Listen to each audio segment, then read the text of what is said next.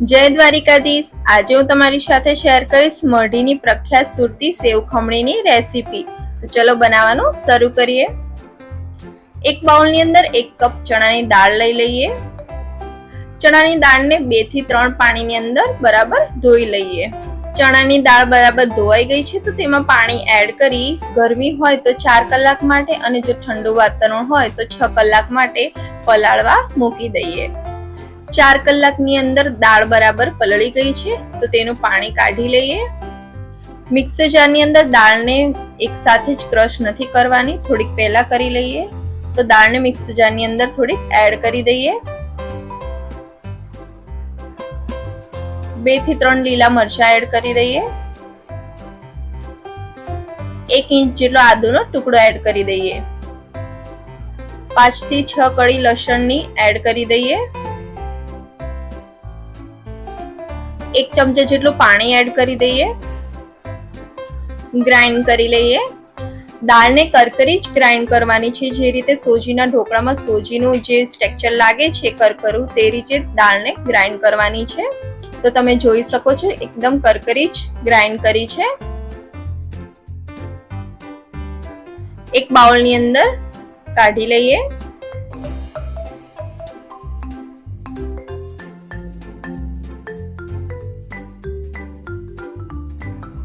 ચમચાની મદદથી બરાબર મિક્સ કરી લઈએ। 1 કલાક માટે ઢાંકી અને મૂકી દઈએ। દાળને 1 કલાક પછી ખોલી તેમાં સ્વાદ પ્રમાણે મીઠું એડ કરી દઈએ। અડધી ચમચી જેટલી હળદર એડ કરી દઈએ ને બરાબર મિક્સ કરી લઈએ।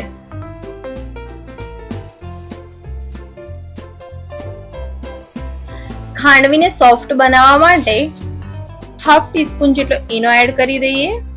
તેને એક્ટિવેટ કરવા માટે 2 ચમચી જેટલું પાણી એડ કરી દઈએ।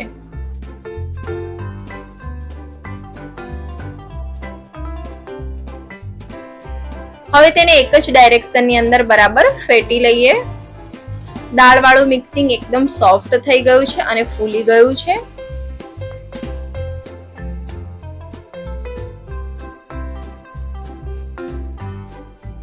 નોનસ્ટિક નું પેન લેવાનું છે। ગેસની ફ્લેમ એકદમ મીડિયમ રાખવાની છે।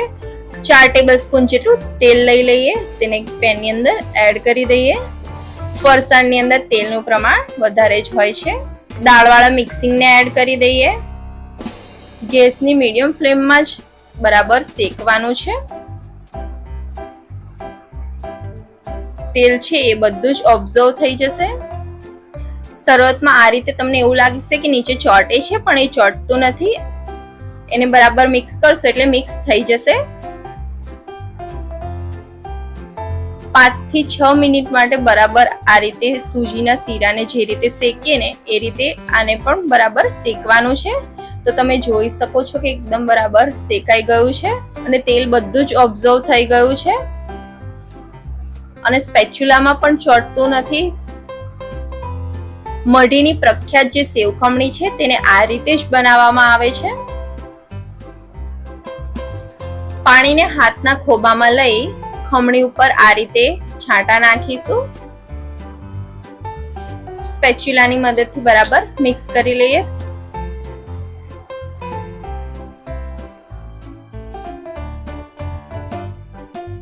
પાણી ઓબ્ઝર્વ થઈ જાય ફરી આ જ રીતે ખોબામાં પાણી લઈ ખમણીની ઉપર આ જ રીતે છાંટી દઈએ અને ખમણીને બરાબર મિક્સ કરી લઈએ।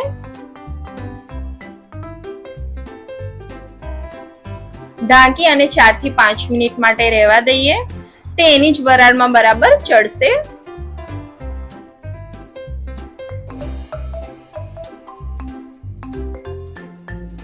ઢાંકણને ખોલી અને બરાબર મિક્સ કરી લઈએ। ખમણીને હાથમાં લઈ અને જોઈએ તો સહેજ પણ ચોટતી નથી। ખમણીને ટેસ્ટ કરીને જોવાનું, જો ખમણી કાચી લાગે તો ફરી વખત ખોબામાં પાણી લઈ છાંટી 4 થી 5 મિનિટ માટે ફરી ચડવા દેવાની। એક બાઉલમાં 4 ટેબલસ્પૂન જેટલી ખાંડ લઈ લઈએ। સ્વાદ પ્રમાણે તમે વધુ કે ઓછી લઈ શકો છો। ખાંડને ખમણીની અંદર એડ કરી બરાબર મિક્સ કરી લઈએ। ખાંડ બરાબર મિક્સ થઈ ગઈ છે તો ગેસ બંધ કરી સાઈડમાં રાખી દઈએ। ગેસની ફ્લેમ ચાલુ કરી એક કડાઈમાં 3 ટેબલસ્પૂન જેટલું તેલ એડ કરી દઈએ. તેલ ગરમ થાય એટલે 1 ચમચી જેટલી રાઈ એડ કરી દઈએ. રાઈ તતડે એટલે તેમાં 2 કટ કરેલા મરચા એડ કરી દઈએ. અડધી ચમચી જેટલી હિંગ એડ કરી દઈએ. લીમડીના પાન એડ કરી દઈએ. 1 ટેબલસ્પૂન જેટલા કાજુના ટુકડાને એડ કરી દઈએ. 1 ટેબલસ્પૂન જેટલી કિસમિસ એડ કરી દઈએ. બરાબર મિક્સ કરી લઈએ.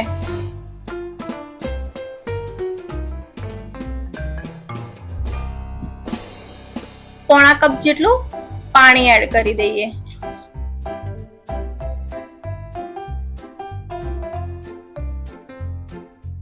પાણી એડ કર્યા પછી 1 મિનિટ માટે બરાબર ઉકળવા દેવાનું છે.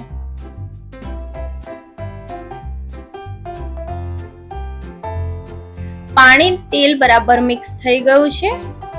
ખમણી ઠંડી થઈ ગઈ હતી ત્યારે મેં હાથની મદદથી બરાબર મસળી લીધી છે. તો આ રીતે એકદમ છૂટી પડી ગઈ છે. તો તેને એડ કરી દઈએ અને બરાબર મિક્સ કરી લઈએ. લીલા ધાણા એડ કરી દઈએ.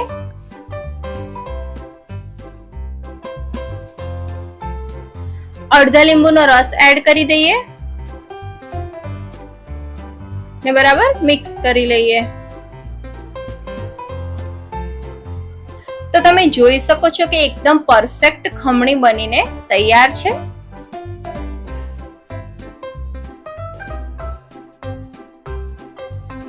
ચટણી બનાવવા માટે મિક્સર જારની અંદર 1 કપ જેટલા લીલા ધાણા એડ કરી દઈએ.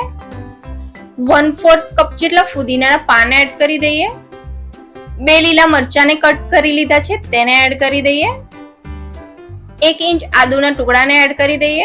હાફ ટીસ્પૂન જીરું એડ કરી દઈએ. સ્વાદ પ્રમાણે મીઠું એડ કરી દઈએ. હાફ ટીસ્પૂન જેટલી ખાંડ એડ કરી દઈએ. 1 ટીસ્પૂન લીંબુનો રસ એડ કરી દઈએ. અહીંયા મેં 4 ચમચી જેટલી ખમણીને સાઈડમાં કાઢીને રાખી હતી તેને એડ કરી દઈએ. 2 બરફના ક્યુબને એડ કરી દઈએ. થોડુંક પાણી એડ કરી દઈએ. બધી વસ્તુને ગ્રાઇન્ડ કરી લઈએ. ખમણીને સર્વિંગ પ્લેટમાં કાઢી લઈએ. જો તમને મારો વિડીયો પસંદ આવ્યો હોય તો લાઈક કરજો, શેર કરજો અને સબસ્ક્રાઇબ કરવાનું ભૂલતા નહીં. ખમણી ઉપર ઝીણી સેવને એડ કરી દઈએ. દાડમના દાણા અને લીલા ધાણાને એડ કરી દઈએ. તો તમે જોઈ શકો છો કે મરડીની પ્રખ્યાત સુરતની સેવ ખમણી બનીને તૈયાર છે.